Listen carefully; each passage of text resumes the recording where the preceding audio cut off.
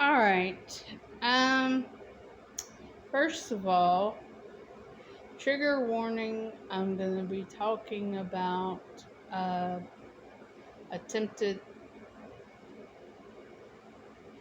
and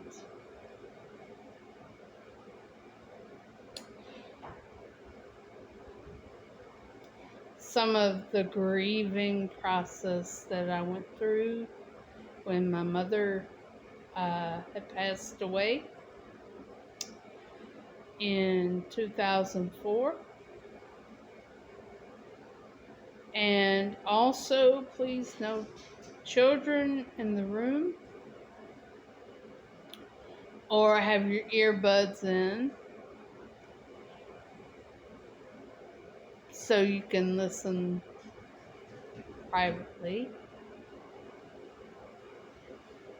Um, and also, this video is for educational purposes only.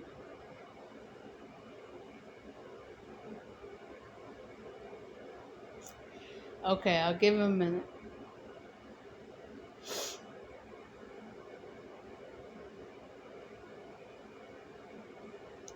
Okay.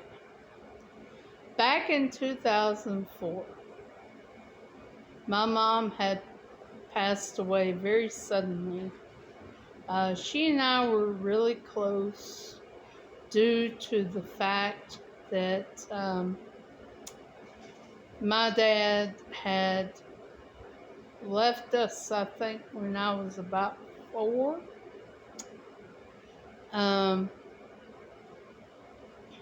And she was a single mother. I was 25 when she passed, no, 24 when she passed away.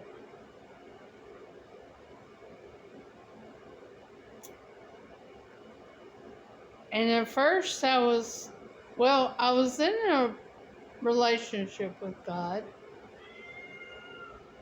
I thought we were close. I thought I was really close to God, but apparently not enough. I got into some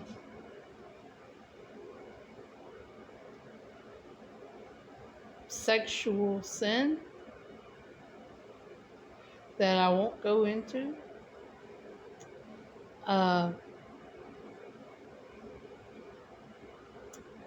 But let's just say it was not godly at all.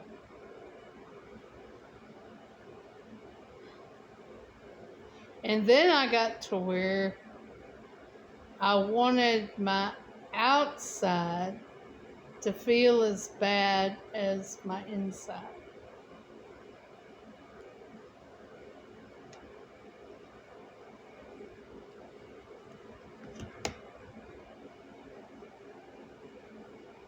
Right here, you can tell. And right here, you can kind of tell. Also, I carved on this one.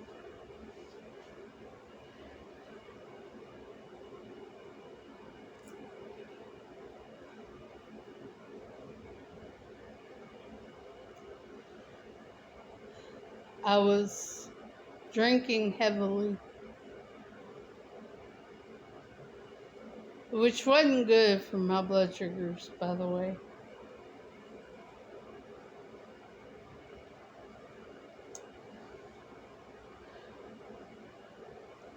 I was always bottoming out.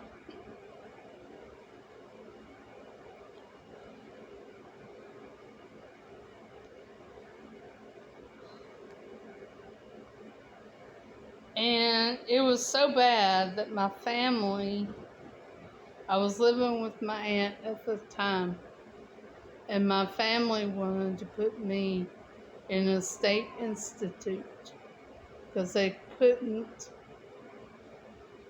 didn't know what to do.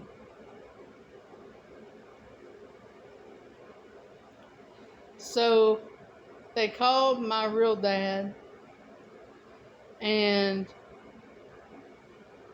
my stepmother at the time said, well, she can come live with us, which I did. But on my own, I would not have. And it's not because I didn't love my dad or my siblings, but my stepmother at the time and I did not have a good relationship.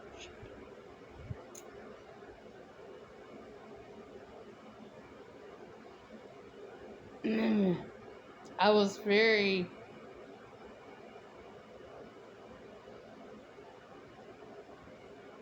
defiant, and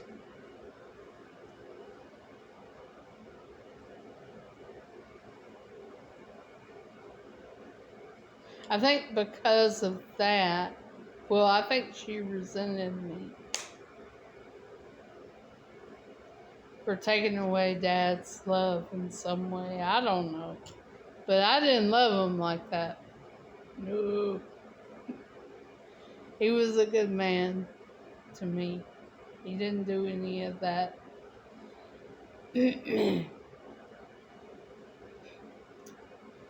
But on my own, I would not have gone. And so necessity required me to live with my dad. But even when I moved in with him, I was still drinking heavily, and some other things as well. Not anything to do with sex or anything. Cigs. Not anything to do with that. But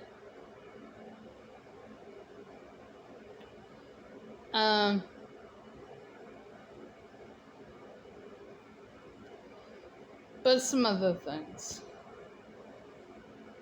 One night I was riding around, and I didn't have any friends in the area save one or two people. And when I get like that, I just want to be left alone. And so I was out, I don't think I was DUIing or anything. But I do believe I was drinking a Coke, like a Diet Coke. Just drinking a Diet Coke and driving around and making the block. Now, I was in community theater, and there was this guy that had invited me to his church. We had done a play, and he had invited me to his church. And I knew where it was. It was across the way from the Episcopal Church. It was New Life Church of God. And I drove past, and I heard in my heart, pull in. It was Sunday night. Pull in. But I thought, no, that can't be God. I mean, that can't be. I haven't heard from him in so long. I made the block, and he said, pull in. Like that, with like shouting into my heart. So I said, okay, God. So I did. Pulled in, and it was, I think it was around 6 or so. And I rededicated my life to God. And at that point, I told God, okay, it's going to be you and me.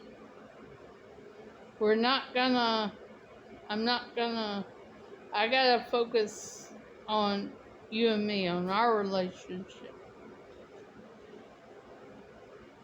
So I did for about 3 months.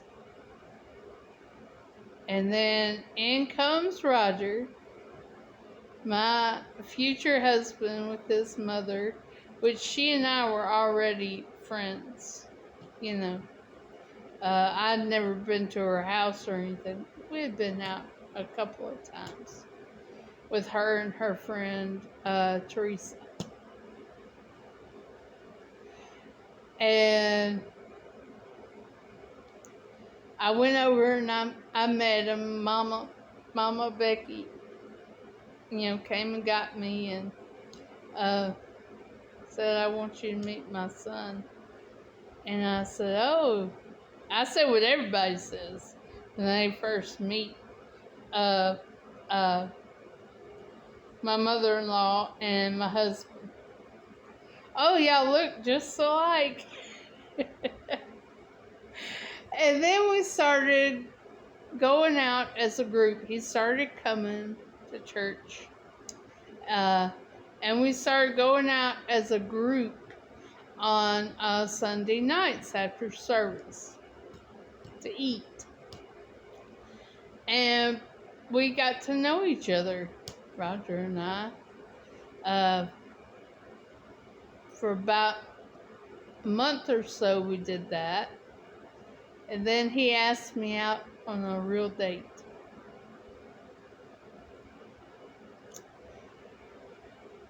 And then after that first date, we were inseparable. Every day. We got together